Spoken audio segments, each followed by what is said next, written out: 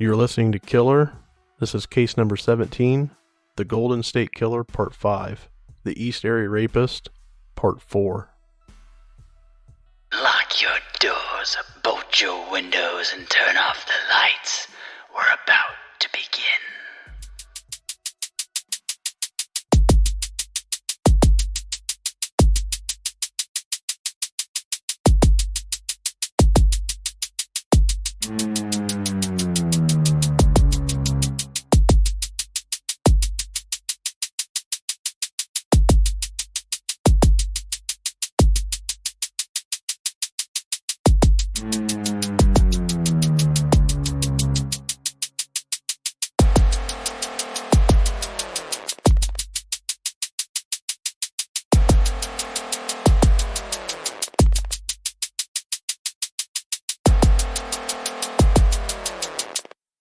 Attack number 17, April 15th, 1977 in the city of Carmichael on Sherilyn Way. A boyfriend and girlfriend were both asleep in bed when the victims were awakened by a beaming flashlight in their eyes. The woman thought her boyfriend was playing a prank on her, and when she told him to knock it off, she was met with a surprise. The man behind the flashlight said, "Don't look over this way or I'll kill you. Roll over onto your stomachs. Do you know what a .45 Magnum is? I'll blow your brains all over the room with it if you don't do what I tell you to." The victims complied and rolled over. The assailant then said, "All I want is your money, and no one will get hurt." He showed bindings to the female that he had neatly laid out on the bed prior to waking the couple and ordered her to tie up her husband. Another case of the ear not knowing that this was really her boyfriend. This is also the second time the ear struck a couple in the same home. The woman then tied her boyfriend and then laid back on her stomach as instructed. The intruder then tied up the woman and retied her boyfriend's bindings tighter. He left the room for about 15 minutes, then returned, grabbing the victim. "Come with me," he said through clenched teeth. "I can't find your purse. If you move 1 inch, I'll cut your throat." He returned a short time later, then retied the boyfriend's ankles with a wired cord. The assailant took the victim out of the room again. "Don't move or I'll kill her," he warned the boyfriend as he continued moving from her room. He returned again with the victim. This time he placed the dishes on the boyfriend's back. "If I hear the dishes, I'll kill her first." He then directed his attention to the female. "Do what I say or I'll kill him." Then he escorted the female to the living room.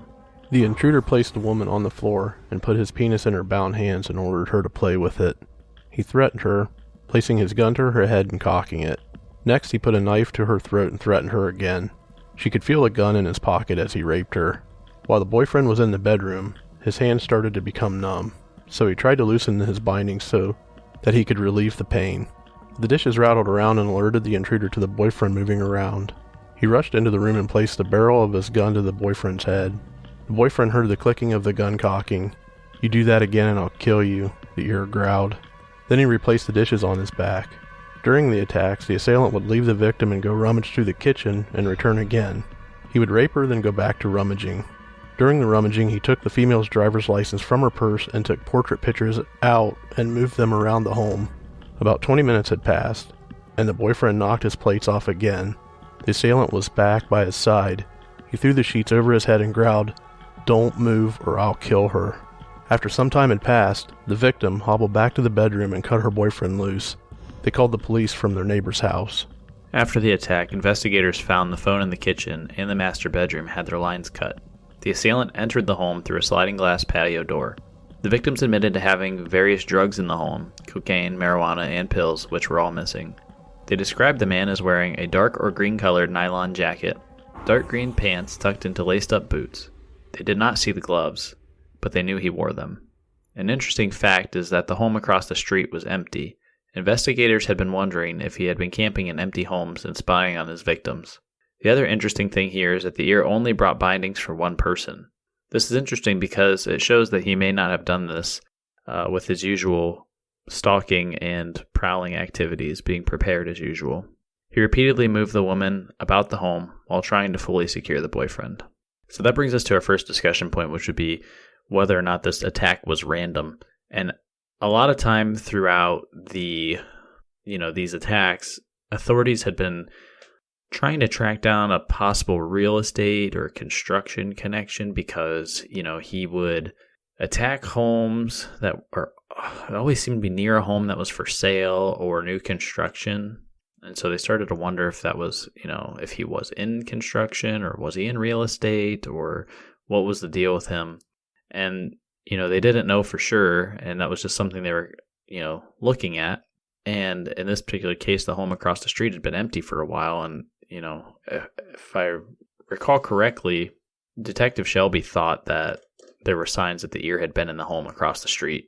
And based on the fact that he only had bindings for one person, they seemed to think that this was a crime of opportunity and not necessarily one of his well thought out, planned out attacks where he, prowls an area for months on months and then, or weeks at a time, and then, attacks the person.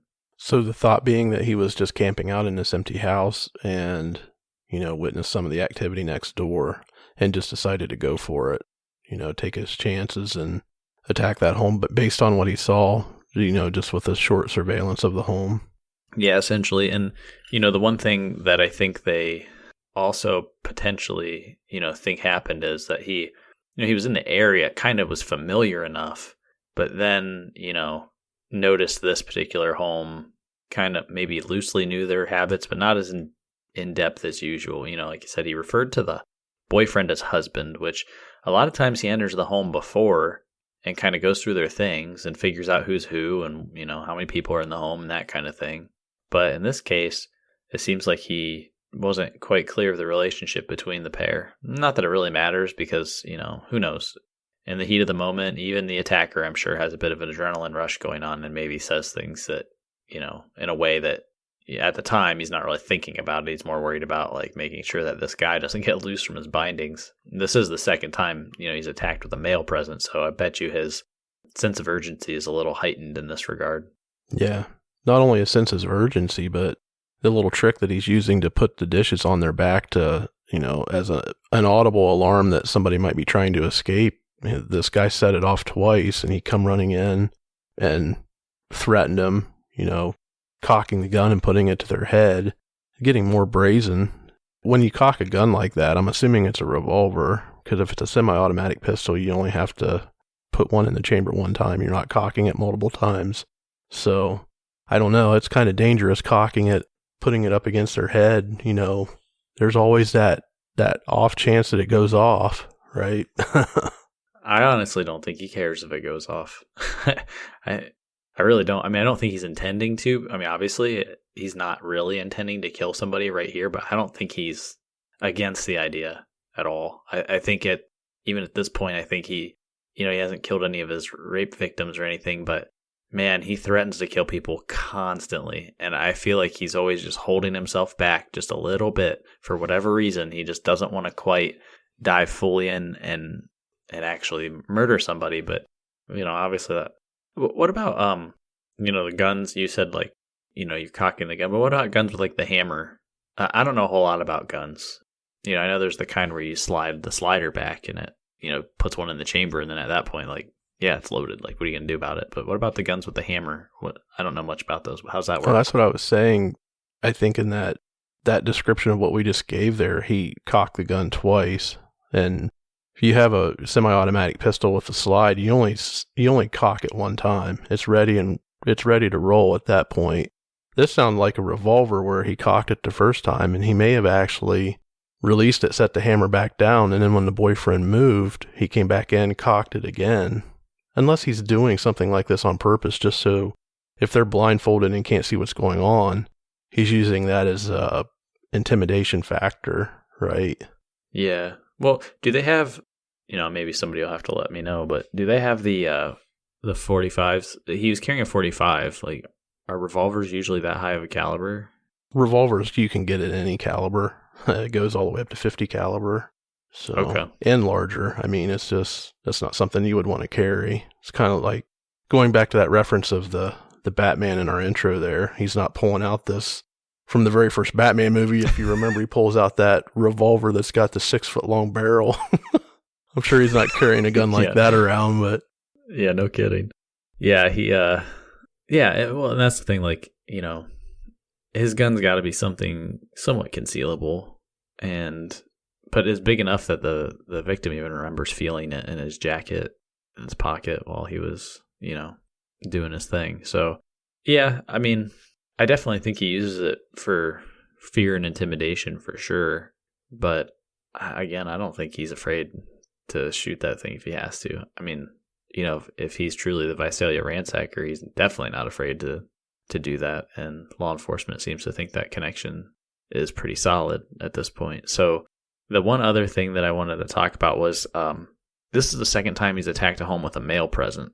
So the Sacramento Bee, if you recall last time, ran a line in the newspaper, and it wasn't even really like a big deal. They just mentioned it as part of his MO. Like, hey, here's this guy, he's been attacking women, here's what you should do. And also, he hasn't attacked where there's been big dogs or a male present. It was just kind of like this little one-liner in there. And suddenly, he's now doing it, like, within a few weeks of that article coming out. And it seems like he's now really enjoyed the escalation to this point where, it's like these stages of these attacks where, first he starts as ransacker, and then all of a sudden he starts breaking in and raping people, and now it's controlling multiple victims, then it's male and female, and, it just keeps going up. Like he's slowly on this trajectory over time, just increasing his brazenness. Yeah, he's increasing his odds of something going wrong. We started going through that piece and a little shocked that he let the girlfriend tie him up at first, but then, we said he went back and retied the binds to make sure they were secure.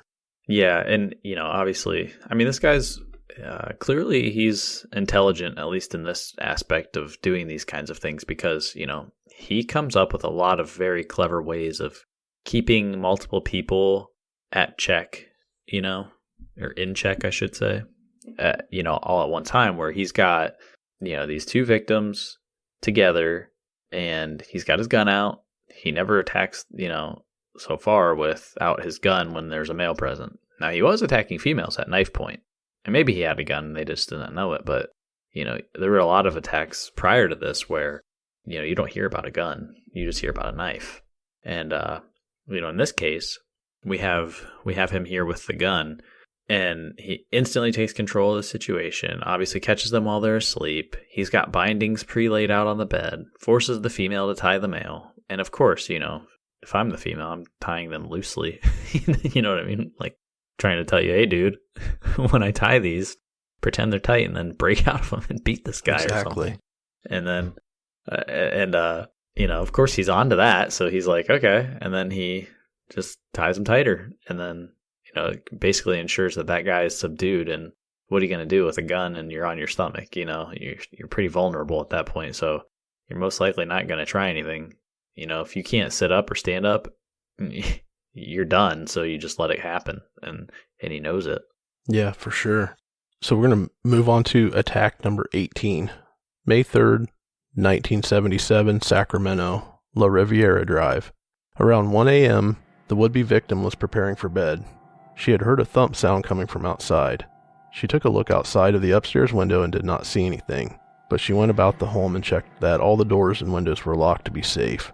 One thing to note here is that this particular home was a 2-story townhome in a middle-class neighborhood. The ear thus far had only struck single-story homes.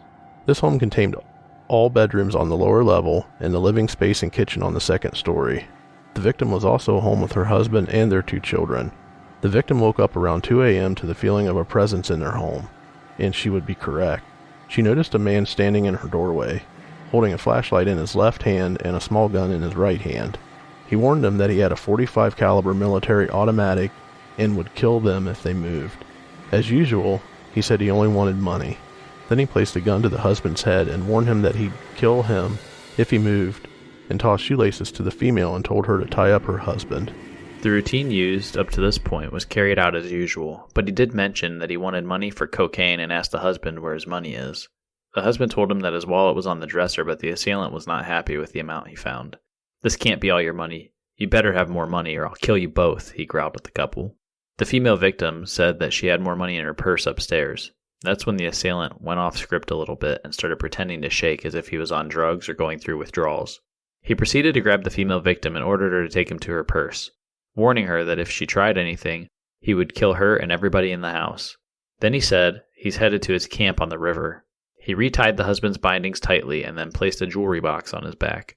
He told the husband that if he heard a sound, he would kill everybody in the house. Then he yanked the victim off the bed and pushed her upstairs at gunpoint. He placed the victim on the floor by the bathroom and tied her feet together. Next, he took a shower cap and covered her face with it. Then he went downstairs for a few minutes and returned. Upon his return, he untied her feet and then tied her to a table leg. Then he began wandering around the home, eventually adding a cup and saucer to the male victim in addition to the jewelry box on his back. He then went back upstairs to the female victim and opened and closed the refrigerator. Then he began lubricating himself, and the victim could hear it. He asked her, "Do you know what that sound is? If you don't tell me, I'll kill you." The victim did not respond quickly, and then he called her a bitch before she could say anything. Then he ordered her to play with it and do it like you're doing it to your husband. Then he raped her. He commented that she was big, and she was at around 6 feet tall. When he was done assaulting the victim, he rolled her over onto her stomach and retied her. Then he placed glass items on her back. He threatened to kill her if he heard anything. The Ear went back downstairs and began rummaging through things in their closet. He asked the husband if he had ever been in the service, to which the husband replied, "Yes, Air Force." The Ear responded, "I got thrown out." As the wife lay upstairs, it was quiet for some time. She began to relax, but suddenly he was back and placed a gun to her neck and warned her, "You don't want to die, do you?"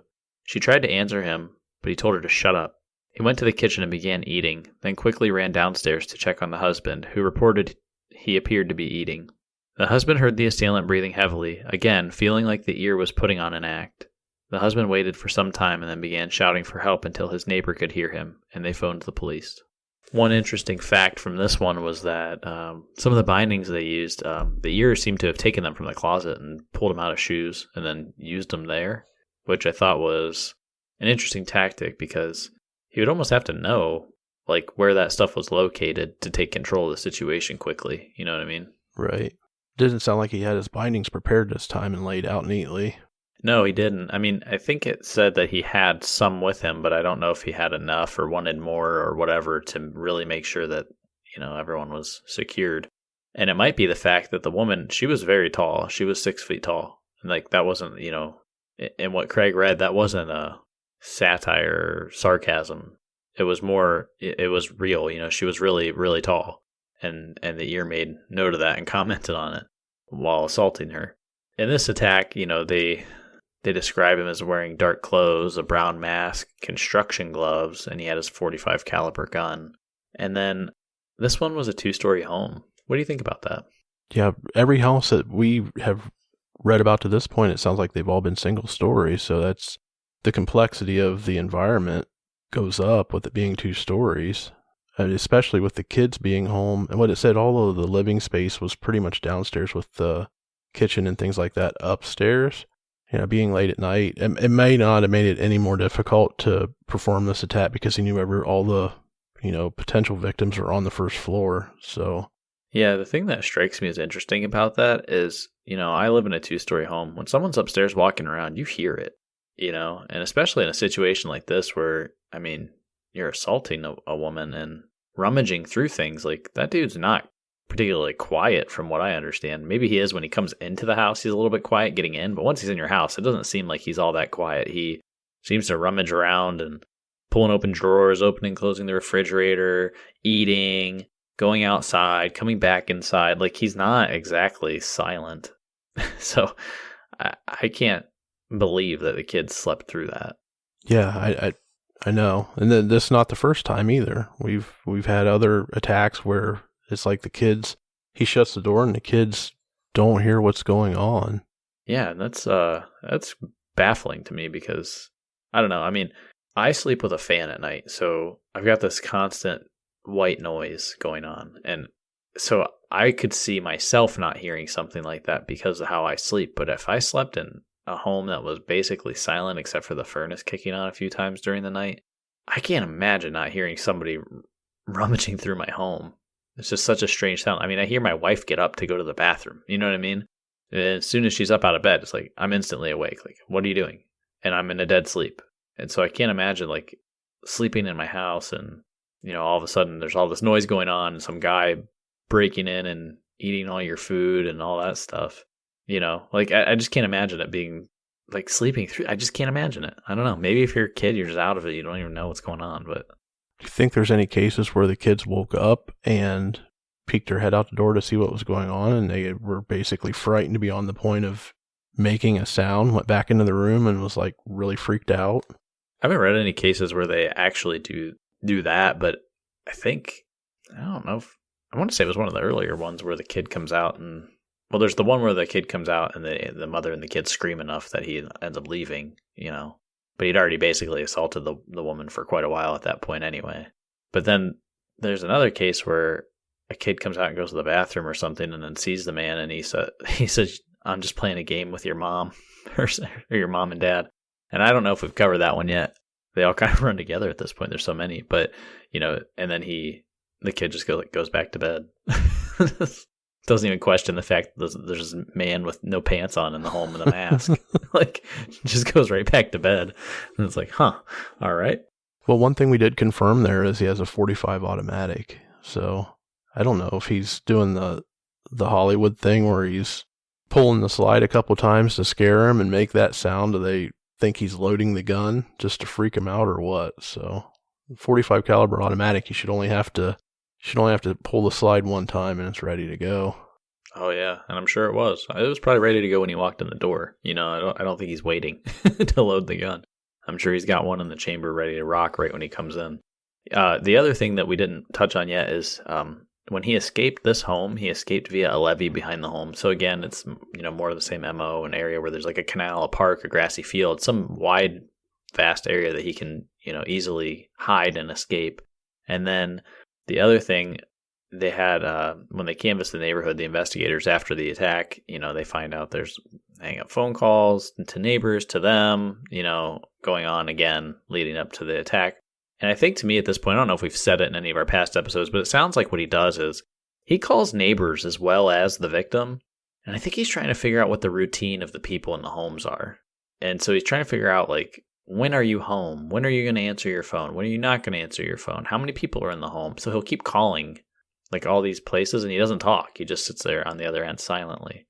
So he's, like, trying to figure out, a little bit of the movement of the people around just by calling and not saying anything, which I think is another ingenious way of doing these things. I mean, obviously, all of this stuff is terrible, but, we're analyzing this right now, looking at it for what it is. And, we're on attack 18 on top of all the Visalia ransacker attacks, and the guy hasn't been caught yet. So, it's just one of those things where when you look back at this and just analyze it without any emotion for, how horrible this all is, this dude he's very capable and very smart, and he seems to have a pretty good grasp on what he's doing. Yeah, I didn't even think about it in that context where he just calls houses around to see who's home and when. And if you're sitting there silent, you can hear background noise on the phone, kind of gives you an idea of who's in the home, if there's kids, what's going on, who's moving around. A lot of times you do a prank phone call. A lot of times people aren't going to just sit there and talk endlessly, especially if you're not saying anything. Yeah, you usually answer and you go, hello, and then you kind of sit there for a second. And especially back then, people would call each other on their regular landline phones. You didn't have caller ID. You might think, oh, so-and-so, they dropped their phone or something, and they're picking it up, or like, I just can't hear them for whatever reason. You just kind of wait a second. Anymore, you're pretty impatient because you know who's calling you, If it's a number you don't recognize and you say hello, you're pretty sure it's going to be a spam call. So then you just hang up. But back then, you had no idea who's calling you. So you just kind of sit there, hello, wait a few seconds, hello, you don't hear anything, hello, and sit there. And he can hear the whole time, you saying hello, but also if there's anybody else in the background. Yeah. You probably never experienced this either, but back in that time, I know the area that I lived in, we had party lines. It wasn't even a private line. Yeah. You could get on the phone, and if a couple of your neighbors were on there having a conversation, talking to each other, or they had called a friend, you could listen in on their conversation and just sit there and be like this guy, silent, just, eavesdropping on them. Yeah, I never did have party lines growing up. I was a little past that, so sorry to date you there. I've already done that enough myself. There's no worries. All right. Let's move on to attack 19. May 5th, 1977, Orangevale, Winterbrook Way. A man and a woman who worked for a stockbroker in downtown Sacramento were hanging out over at the man's home on Winterbrook Way. He had recently purchased the home, and just moved in a few days earlier. The woman and her 2 dogs stopped over at his home around 8:30 p.m. to discuss some business matters over dinner. Their relationship was described as platonic. At some point early in the evening, she let her dogs out in the backyard, and they began barking in the direction of a large oak tree located at another neighbor's property. A different dog from a neighbor on the same street was barking in that direction as well. The pair checked outside, looking out the windows, and didn't see anything, and chalked it up as nothing and continued carrying on. At 12:15 p.m., she was escorted to her car by her friend. As they went to open the door, the dogs jumped out the door and started barking loudly, their hair standing up on their back of their necks.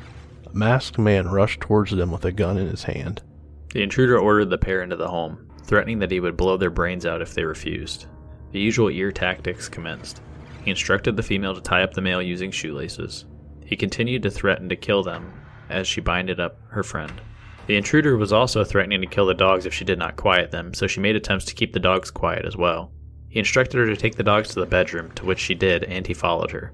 They returned to the living room and ordered her on her stomach and bound her tightly. He went to the kitchen and gathered dishes and stacked them on the male victim's back. The female victim was so scared she kept her eyes closed as tightly as possible. His usual routine continued, asking for money, telling the male to shut up when he would offer to give him what he wanted. The intruder then took the woman to the back bedroom and unbuttoned her blouse and cut her bra off with his knife. Then he blindfolded her. She heard him lubricating himself with lotion, then he raped her. He went and ransacked the house, came back, and raped her 3 more times, including oral sodomy. Then he said to her, "You better swear to God that you didn't see a van down the street." He repeated this 3 times and asked her to repeat it. Then he went to the kitchen and was eating food from their kitchen, opening and closing the refrigerator. Shortly after, the house fell silent. The typical hallmarks of the ear were present when police arrived to investigate. Dishes were on the floor, the phone cords had been cut, shoelaces were scattered about. This time the shoelaces were brought with the ear. 2 semen stains were found on the victim's clothes, which were tested and determined he was a non-secretor, just like the blood test before. While the relationship was initially described as platonic, the female victim would later admit to having sex with the male victim on the floor in front of the uncovered window. This was her first time at the home, so it appears the ear may have struck based off of opportunity rather than the usual stalking for weeks prior to an attack. The victims described the attacker as 5'8" to 5'9", medium build. He spoke through a whisper, had a slightly high-pitched voice. The female victim said she thought she may have detected a slightly Hispanic accent, but wasn't sure. His penis was described as around 5 inches with a circumference of a quarter. She also reported he didn't seem to enjoy the rape and had a hard time maintaining an erection. Some items recovered from the scene were a Zippo lighter, scuff marks on the tree he was standing by, shoe prints near the tree, an empty Coors beer can, a knife behind the living room couch, and a piece of chewed bubble gum. In this attack, the ear, he tells the woman, he's like, swear to God you didn't see me going to my van down the street. And he makes her repeat it.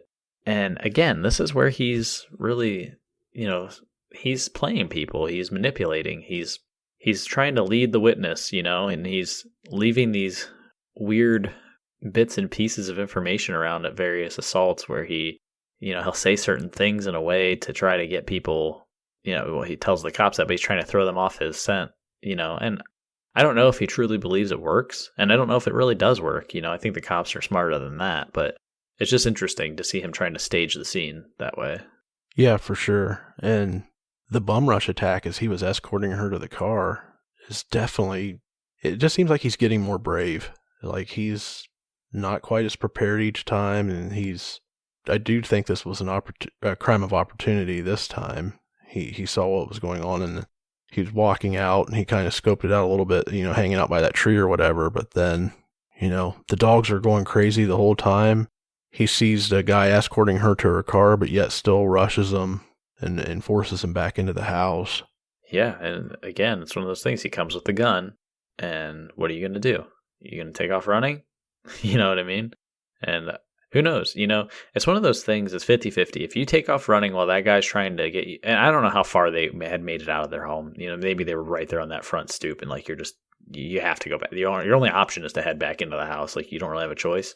But if you'd made it a few steps down, like you could take off running through the neighborhood. And then what's he do? Does he shoot you and make a bunch of racket, or does he run away? Like if I'm in that situation after doing a lot of this stuff, these true crime episodes and such, I think I might run. What do you think? What would you do If you're not stuck at the front door and you have the option, you can take off running or comply. What are you doing? I mean, you don't know at that point whether he's going to shoot you or not. Yeah, I probably would take my chances and try to bolt, because you stand just as much of a chance of getting killed tied up on your stomach. If you follow the news at all, and depending on what details that they release, you know that anytime this guy snaps or something goes wrong, he's going to kill you. I mean, we know he shot that one kid in the stomach, and I don't know. It's a split-second decision to make there at that point. I guess it depends on, how closely your relationship is with the other person. You wouldn't want to turn tail and run and leave somebody hanging, for sure. It just depends.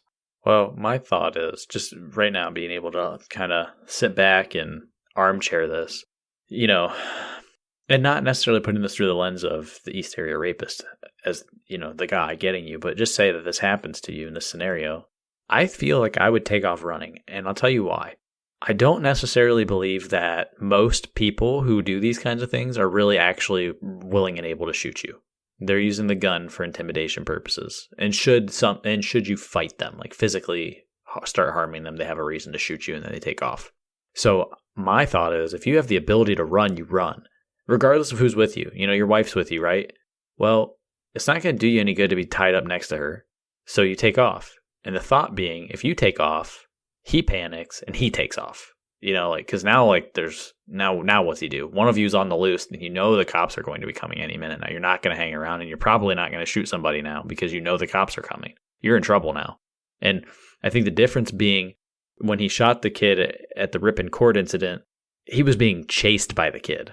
The kid wasn't running away from him. He was running after him. And so in order to keep him off of his trail, he shot him. Now, if you're taking off because you're scared and you're running away, I don't know that he's going to sit there and stick around. He's like, shit, I got to get out of here.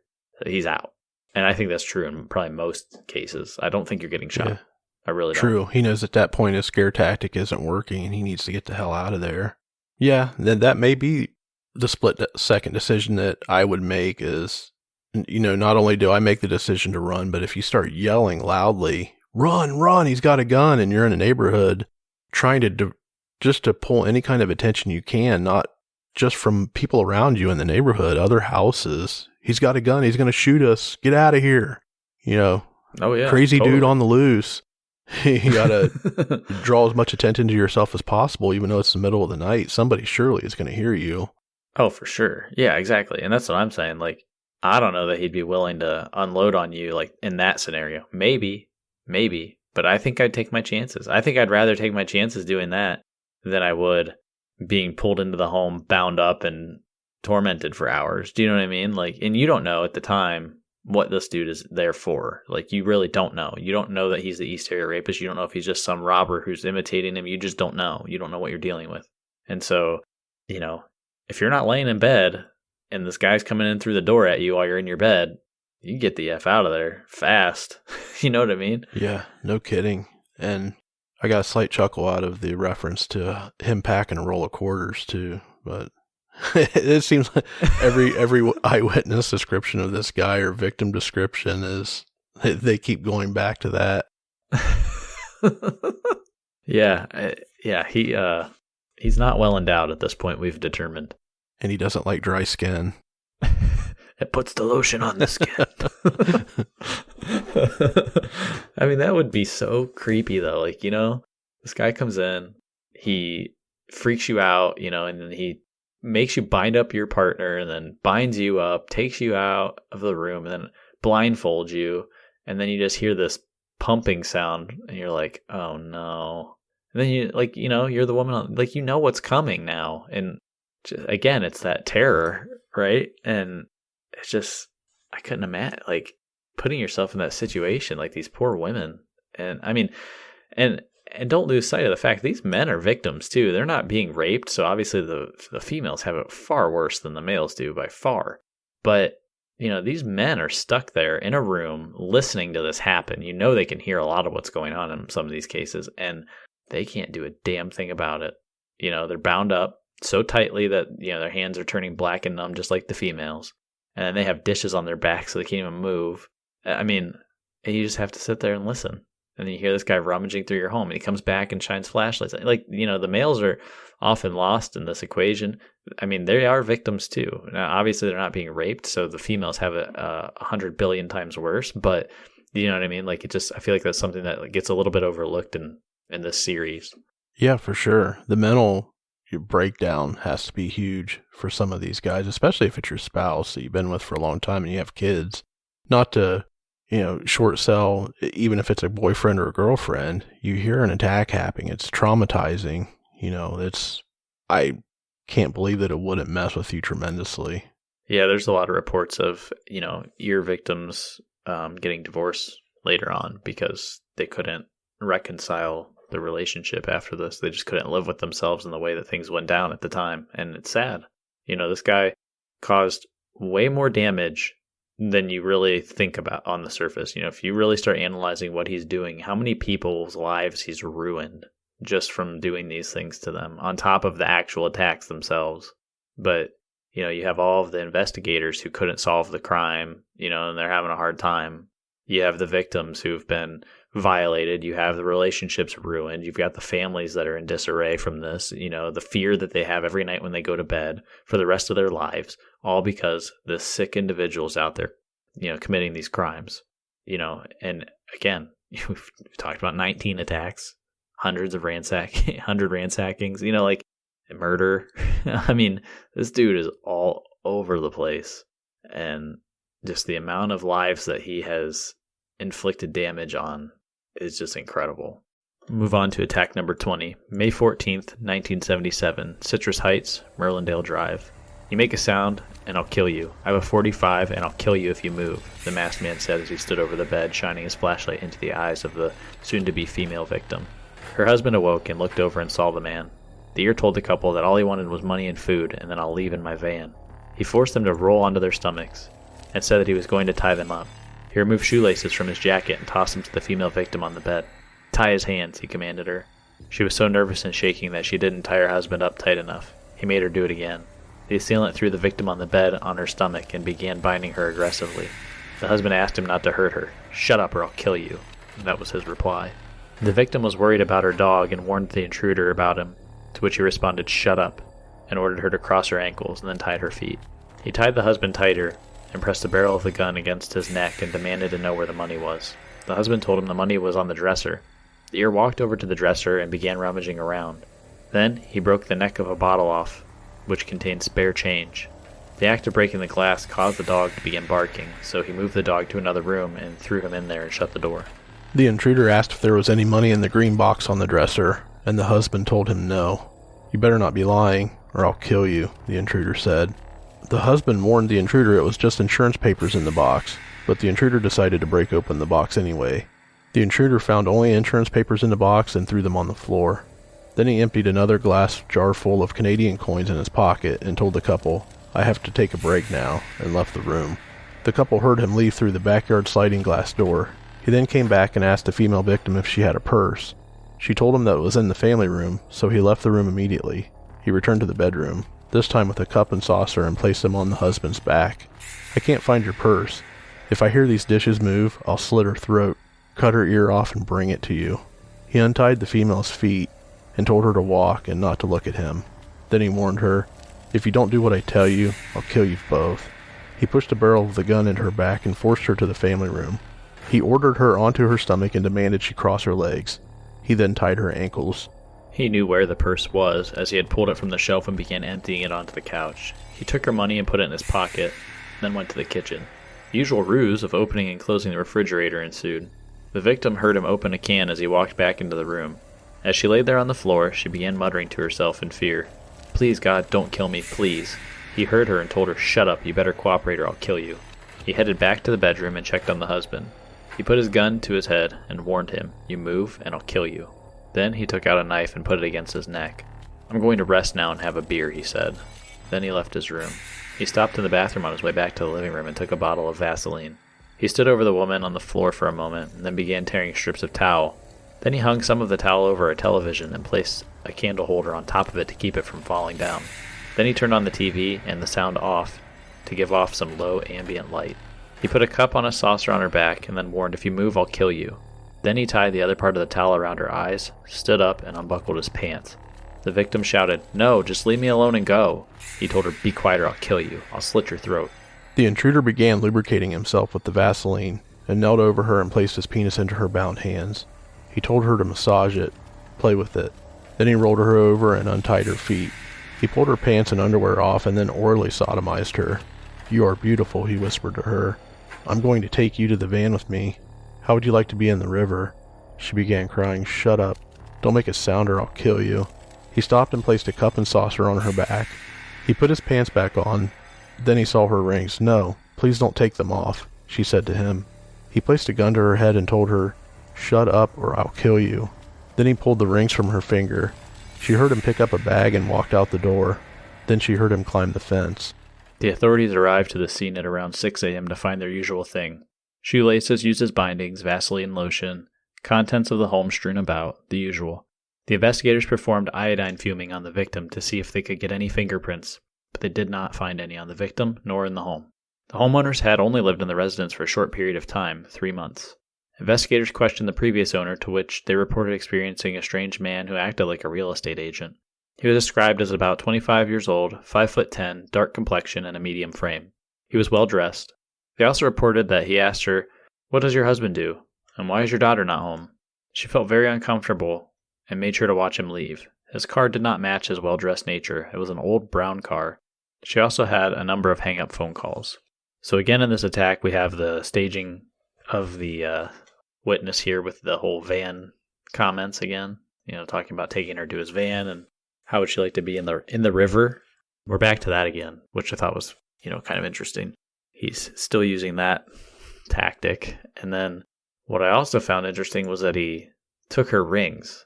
And I find that interesting because clearly he's interested in keeping mementos from crime scenes. And the one time he takes bindings with him, and this time he takes rings, and who knows what else he's been taking. I mean, we've reported a few things throughout the series, but it seems like he's always taking a little memento from each and every rape and the ransackings leading up to the Ear series.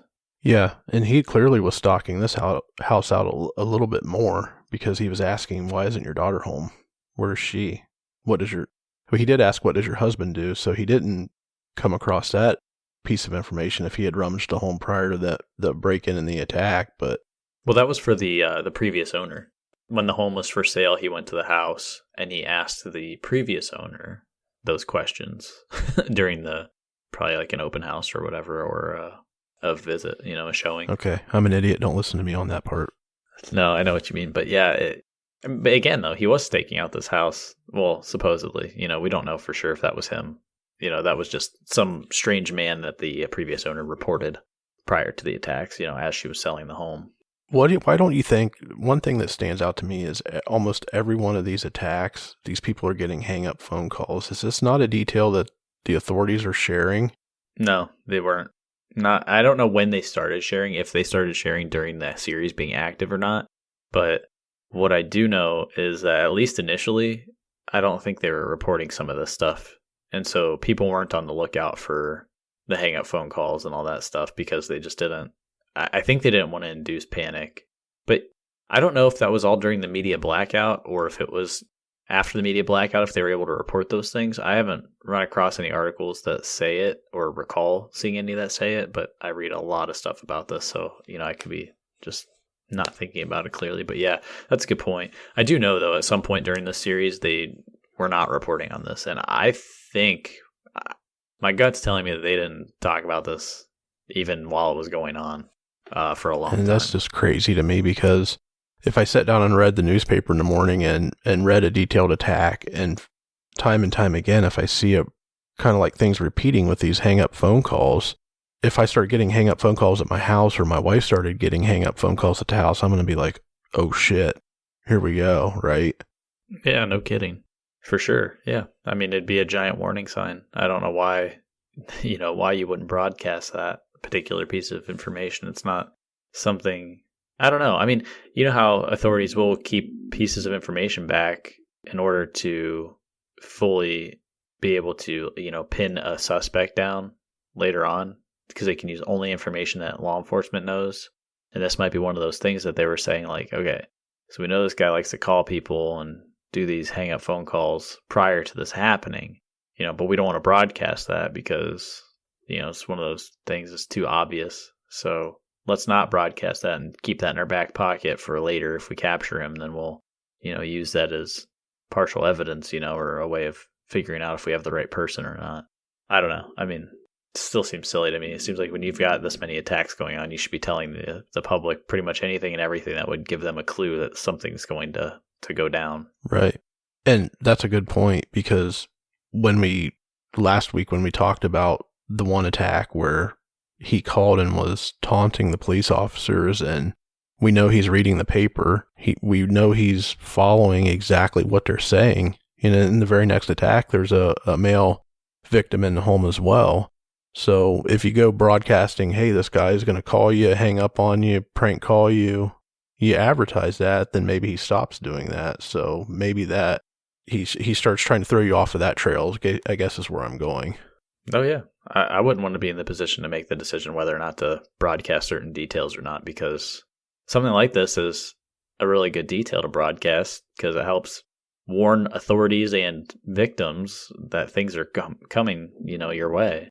Attack number 21, May 17th, 1977, Carmichael, Sandbar Circle. The husband awoke and noticed the shadow of a man standing in the doorway of their sliding glass patio door. He pretended to be sleeping. When he heard the man, now in the home, saying, "Wake up, wake up, wake up, I have a gun," the husband was aware of the ear and assumed that's what was happening, as coverage of the ear had been all over the media. Look at me, do you hear me?" These were the words that awoke the female victim of this home just 3 days after the previous attack. According to her, he had spoken in a stutter. There were 3 others in the home, her grandfather visiting from Italy, and 2 small children sleeping in other rooms. The woman noticed her clock and it read 1:36 a.m. "Do you hear me? I have a .45 Magnum. Pull the covers down." The victim shook her husband awake, telling him that there was a man in the room. The ear shined a light in the eyes of the husband as he began to sit up and told him to lie down. "On your stomachs. I'm going to tie you up and take all your money and jewels," he said. The female victim was ordered to tie up her husband. The ear kept warning the woman to tie her husband tighter, while also threatening to kill everyone in the house if she didn't do it. Then he told them he wouldn't hurt anyone as long as they were quiet and didn't move. He put the gun to the husband's head and said something to him, but the husband wasn't able to recall what he said. When the husband tried to respond, he was met with the response of, "Shut up. If you say one more thing, she's dead. She's dead." Then he proceeded to tie up the victim. He retied the male victim as well, just to make sure that he was tied tightly. The victims reported that the assailant went outside the sliding glass door onto the patio, and it sounded like he was digging around in a toolbox. He returned and put what looked like a coin box on her husband's back. Once he was done with that, he rummaged around the room in typical fashion.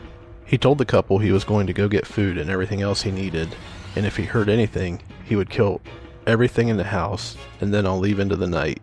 Next, he told the woman he couldn't find her purse. She told him it was on top of their refrigerator. He then responded, "If you're lying, I will kill you." Then he made her get up and escort him to her purse. As they were heading out of the room, he told the husband that he would kill her if he moved. "She's dead. The first thing you'll hear is 2 shots. The victim showed him where the purse was. Then he took her into the living room. She saw that he had draped a blanket over her lamp in the living room, much like the towel over the television in the previous attack. He ordered her onto her stomach and tied her ankles and blindfolded her. Next, he returned to the husband and placed the dishes on his back and gave him the typical warning. He'd kill his wife if he heard them rattle. He went into the kitchen again and grabbed a knife, returning to the wife and putting the blade to her throat. He threatened her again. He went to the kitchen and began eating, which the victim could hear. He came back and put the knife to her throat and asked her where the money is. He knew they had more. She told him there were coins in her husband's den. He threatened to kill her if she was lying. He returned and straddled over her, placing his lubricated penis into her hands. "Rub me," he said. He then forced her up and stuck it in her mouth and told her to suck it. He warned her if she didn't do it, he would kill everyone. He also would say things to her and call her by name. He then untied her feet and raped her. She did everything he asked in fear that he would murder her family. He went back to their kitchen and ate more food. Then he came back and tied her feet again, this time even tighter. He told her that he was going to get food and beer and go eat outside in the backyard for an hour. He put dishes on her back like her husband and told her if he heard them rattle, he would kill for the first time. He then growled to her, those fuckers, those pigs. I've never killed before, but I'm going to now. Listen, do you hear me? I want to tell those fuckers, those pigs, I'm going to go home to my apartment. I have bunches of televisions. I'm going to listen to the radio and watch television. If I hear about this, I'm going to go out tomorrow and kill 2 people. People are going to die. The room fell silent for a while. She thought he was gone, but he was actually with the husband. He told the husband, you tell those fucking pigs that I could have killed 2 people tonight. If I don't see that all over the papers and television, I'll kill 2 people tomorrow night. Then he said he was going to the kitchen to eat, and threatened to kill his wife if he heard anything. The female victim was trying to work her bindings free at this point, but they were very tight. Then she heard breathing, and he slowly walked around her, not saying a word. He leaned down, his face next to hers. He whispered, those fuckers, those pigs, those fuckers, I'm going to kill them too. Okay? Tell them I'm going to kill those fuckers. The house was silent for a while. Suddenly she heard her husband calling out to his father in Italian. The grandfather awoke and ran into the bedroom and freed his son from his bindings. They checked on their kids and untied the female victim. So the investigators arrive and find the usual items, shoelaces, drawers open, ransacked, dishes. The sliding door was pried open. That's how he got in. And then they used the bloodhounds like usual, and they traced him to like 2 blocks away where he actually had his car parked and took off. And then, they also found the usual reporting, from the neighbors of prowling activity. And the one thing that was kind of interesting here is at this home, their dog didn't bark, and he was an outside dog. And this dog was reportedly a loud dog. It would bark all the time for like the littlest things. And so it was strange to them that this dog didn't make a peep that night, coincidentally. So, good for keeping your dog outside, I guess. Being useful. I would be so pissed. Exactly. Maybe he knew the dog was there and brought him something to eat and chilled him out. You never know. If he threw him down something to chew on or to eat or just to keep him sort of distracted. Yeah, make him happy. So the big piece of this one, and what's so fascinating about this particular attack is this was the man who stood up during the town hall meeting on November 2nd and 3rd, 1976, and berated Shelby and Daly at that town hall meeting. So if you recall, and I said back then, keep this man in mind. He comes into play later. So the East Area Rapist shows up at his home, and that man, when he got up and started screaming and hollering at that meeting, was telling, the police, I don't see how you guys don't catch this guy and how you let this stuff happen. If this was in Italy, this guy would be caught. Basically saying that, the authorities are useless. And then here's the East Area Rapist attacking you and your family, and you can't do anything about it. I mean, obviously, at a town hall meeting, people aren't standing up and saying, hi, I'm so-and-so from here. But do you think that there's any possibility whatsoever that the ear was at that meeting? 100%. 100%. He was there. Do you think this attack was based on this husband's outburst during that meeting? I do. 100% I do. I there's no doubt in my mind. This guy is a lunatic, and I think that he was looking for every and any reason to attack someone. And I think once he scouted out the home and had an idea of what he could do, he was bound and determined that he was going to attack this house. That's a great point, because that lines up with what he was saying to these victims. He's like, I better read this in the paper tomorrow or I will kill 2 people. And the stuff that he said, as far as we know, it's the first time he's made this warning or this threat to victims. And with that guy being so outspoken at that town hall meeting towards the police, towards law enforcement, it almost sounds like he's setting this guy up to do a little bit of his dirty work. Yeah. I found it quite fascinating that this guy gets attacked, like his family gets attacked later on. Like, it just, to me, there's no other explanation, other than the East Area Rapist was there. Every time I say East Area Rapist, Siri goes off on my phone. But if I say Siri, she never goes off. So explain that. I have a demented telephone. You've been doing too many Google searches for the East Area Rapist, and Siri's picking up on it. Apparently.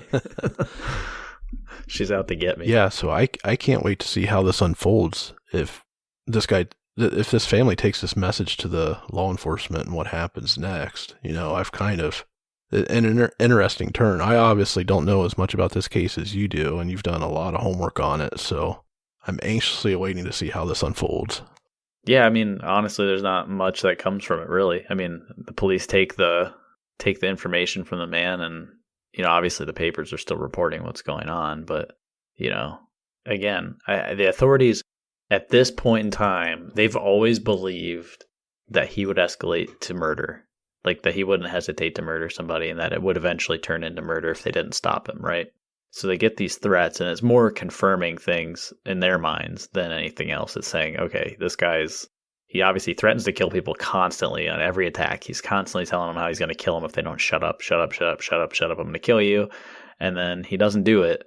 But now he's starting to threaten victims and plant that seed and, say like, hey, you tell those pigs, those fuckers, I'm going to kill them, So I think it's more or less just kind of, again, another piece of information. I don't know that it gets reported in the media. I don't know that. But what I do know is that the detectives working the case at the time were very aware that he could potentially escalate to becoming a murderer, and they were very concerned about that. I do know that. And so I think this threat just sort of heightened their sense of awareness to that and put them on edge. So I want to move on to what I call a close encounter. Detective Shelby recalls that one night in May of 1977, he believed his home may have been visited by the ear. This is a passage from his book, Hunting a Psychopath, and it's as follows.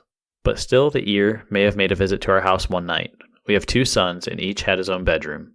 The older son slept a normal 8 hours, while the younger rarely slept more than 4 or 5 hours, a habit which he has to this day. It was the younger one lying there in his bed who saw somebody looking into his bedroom window. As it was told to me later, it sounded like someone on the roof was deliberately making as much noise as possible. Listening to this, our son became very scared. Then, a head covered with some sort of ski mask was suddenly hanging upside down looking through his window. Had it not been for a small cloth ball bobbing around as it hung straight down from the covered head, he might not have seen it. That is, until a flashlight beam passed once around the room. Now the thoroughly frightened, about to be 5-year-old boy came into our room and climbed into bed with us. He must have caught us in our REM sleep because neither of us became wide awake. We both recall him crawling in between us and telling us he was scared, but either he did not mention any details or we failed to pick up on them. Had I comprehended what he was telling us, I can absolutely and without any reservation guarantee the entire park and surrounding area would have been crawling with cops and tracking dogs. Either that or I would have had a leaky roof. What do you think about that? I think this guy's Spider-Man. You see the masked face hanging upside down outside the window. What the hell? Yeah. Jesus, can you imagine seeing something like that and not being haunted the rest of your life? No, and I'll tell you, in typical killer fashion, here's a story time. So, when I was a little kid, I was probably, 8, 9 years old, probably 8. And I had my buddy over, and my parents had people over, and, they were kind of just drinking and hanging out in our backyard. And the backyard of our home, we lived in a cul-de-sac, and we had like a small fence divider at our property line. But behind that, right after we moved in, there was a church that was built behind our home. And so we would always go over there and play, and they had this huge, huge lot. I mean, there was a giant parking lot, and then there was, the building, and then it was on this big hill and this giant field that went down to a shopping plaza. So you could walk to the plaza from my house and be to the plaza in probably 2 to 3 minutes. And, just walking slowly. And so we would go up there and play all the time on this hill. And what was cool is it had this giant spotlight, and it shined up on a cross on the building. And so we would go out and we would play. And so what we were doing at the time is, we were pretending to be Power Rangers. So we were out there pretending to fight each other and stuff. And it was probably 9 or 10 o'clock at night in the summertime, and we were out there playing. And I just remember this strange man parked his car across the street, and he was wearing all white, and he was clapping at us and cheering at us and saying things to us. And my friend and I looked at each other and we're like, what the hell? And then we took off running home, and it freaked me out, and I still have memory of this, just like it was yesterday. My parents to this day still do not believe that this happened. But we went home and told them instantly, like, there's a strange guy across the street, and they thought we were just, being stupid kids, whatever. But it happened. I promise you it did. I'm not making it up. It happened. And it was just such a strange thing, and it's stuck with me for a long time. Like, I don't know if that guy was just teasing us because we were being stupid kids and like, play fighting out in front of the spotlight and just being goofy, or if he was like a child predator. Like, I don't know what I was dealing with. I'm glad that we had the wherewithal to take off, but it was just one of those things that always stuck with me. And so to have something like that happen to me, and it wasn't even that traumatic, and it's like ingrained in my mind from when I was a child, like I can only imagine what this was like, where you're sleeping in your bed and you look out your window and there's a man standing, or not standing, but hanging upside down looking at you. Like, what the heck? Yeah, I can't even imagine. And the guy that you saw at the church, you said he was wearing all white? Yes. Jesus Christ. No pun intended there in front of the church, but holy cow. Yeah. It was really, really weird. I don't know. It was creepy. And, I only say that to kind of, that's one of the only frames of references I have to this. And it was just, it was very strange and creepy. I guess I have a part 2 story here. Sorry, I just thought of this one. So when I was growing up, my dad had kind of gone off the rails for a while after being unemployed. And so my mom would sort of, he had a substance abuse problem. And so he would frequently leave for days on end, and my mom would get pissed at him and she would kick him out, quote unquote, kick him out, whatever. She'd lock the doors and stuff, so when he'd come back, he couldn't get inside. One night I'm dead asleep in my room. Someone's pounding on my window, and it was my dad. He'd climbed up on the roof to get into the window because he was locked out of the house. I was scared shitless. I took off running out of my room so fast you wouldn't even know. Like, I was just gone. And like, I remember that happening, and just like thinking about that versus like these things where this guy's coming in your home, and it's just like that same feeling happened to me in that instant. But then I knew who it was right away, and I was like, oh, okay, whatever. I calmed right down. But just that panic, that instant panic out of a dead sleep when all of a sudden someone's coming through your window was just like the craziest thing in the world. I don't recall. I've had a few panic incidents like that, but nothing to that great of detail. You see weird shadows when you're a kid, you're sleeping, your imagination runs wild, things like that, typical things like that, but no weirdly dressed dude or coming through windows or hanging upside down, nothing crazy like that. So, holy cow. Yeah. It was, it was strange. And when my dad came through the window, man, I about lost it. So yeah, it was definitely an interesting experience. Let's say that. I'm just surprised I didn't shit my pants. That's all.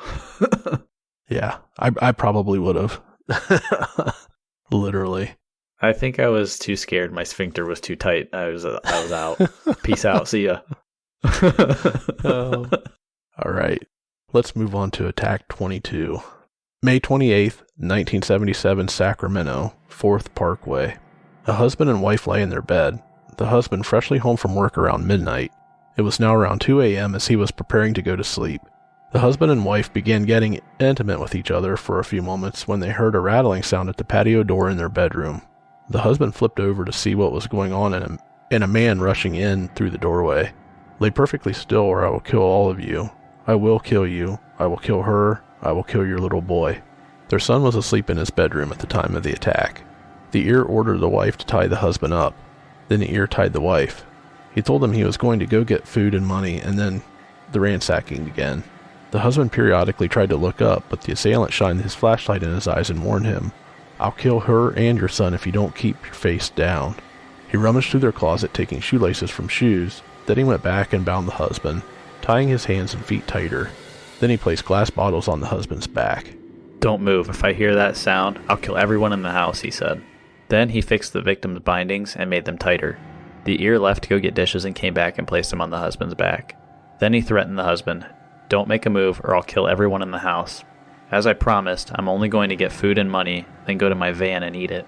If I hear that sound, I'll come back and kill everyone in the house. Then he untied the woman's feet and took her out of the bedroom. He came back a few moments later, shining his flashlight around to check on the husband. Then he closed the bedroom door. After he left, the husband could hear the wife moaning. It had been quiet for a while. The husband heard the sliding door open from another room and assumed the ear was gone. He knocked the dishes off his back and nothing happened, so he got up and knocked the receiver off the phone and dialed with his hands behind his back. Prior to this, the ear had raped the husband's wife. All the regular MO was present. The torn towel strips already laid out, blindfolding her, the lotion, placing his penis in her hands, raping her, sodomizing her, all of his disgusting acts all over again. The thing he did prior to leaving was plant the victim with a message for the cops. I have something for you to tell the fucking pigs. They got it mixed up last time. I said I would kill 2 people. I'm not going to kill you. This is on TV or in the paper tomorrow. I'll kill 2 people. Are you listening? Do you hear me? He stuttered purposefully on some of the words. I have TVs in my apartment, and I'll be watching them. If this is on the news, I'll kill 2 people. Then he sobbed and said, it scares my mommy when it's on the news. It scares my mommy when it's on the news. Then he was gone. So when the investigators asked the victim, what she had been doing prior to the attack, she did recall that she had been doing her laundry earlier that night, and it required her to make several trips to the garage where the washing machine was. And on that occasion, she noticed that the side garage door was open, and she thought the wind had blown it open, so she locked it and continued about her business. This kind of ties back into my very original statement when we first started this case, was that this is just like Michael Myers. That scene where in the original, Annie's out in the laundry room in the detached garage, and the door comes open and you see Michael Myers standing out there. You just see his mask. And I mean, there's so many parallels to that movie and this man that I cannot stop but drawing them. It is the craziest thing to me. But, here you are. And it freaks me out in a way.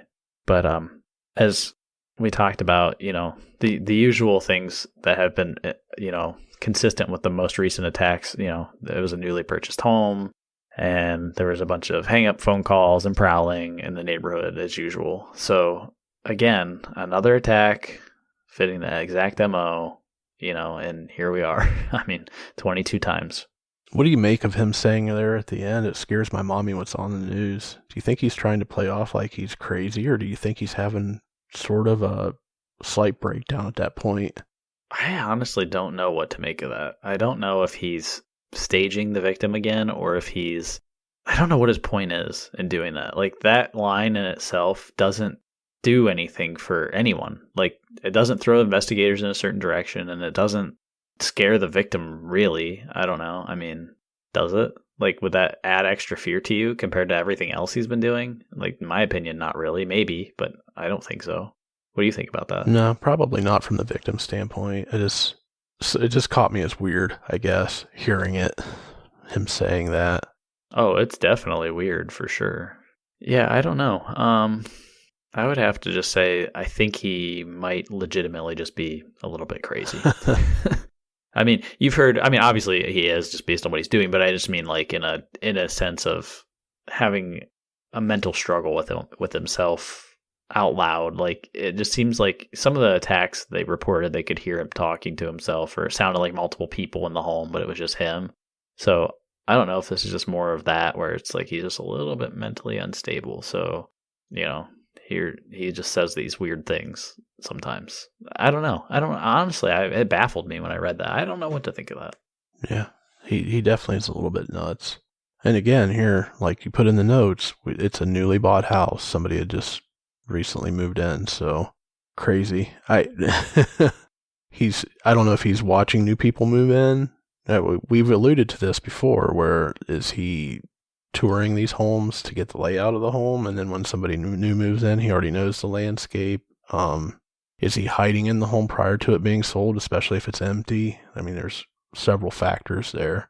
Yeah, one thing I was thinking about, as we were talking about this, is he could have been saying this to stage his age, maybe. If you're referring to your mommy, maybe it paints you as younger than you are.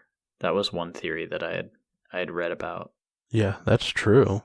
He could be trying to throw them off that way. I don't know if that's the case or not.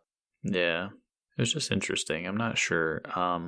The other thing that happened, it was suspected that the ear had hurt himself, and the bloodhounds they brought in had lost his scent at a cyclone gate, and that indicated the ear had jumped it.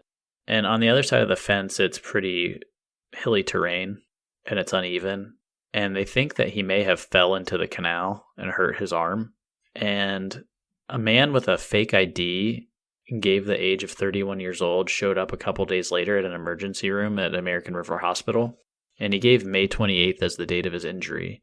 And then he took off before the sheriffs could show up at the hospital because the staff was starting to get a little, concerned about this guy. And then, it was just, it was one little thing that investigators do look into this hospital quite a bit, and they're trying to track down this guy, and they can't figure out who he was or why he was there. But the other interesting piece of the equation is that after this attack, the ear goes dormant for a period of time. And that's where we'll pick up next week. Stay safe.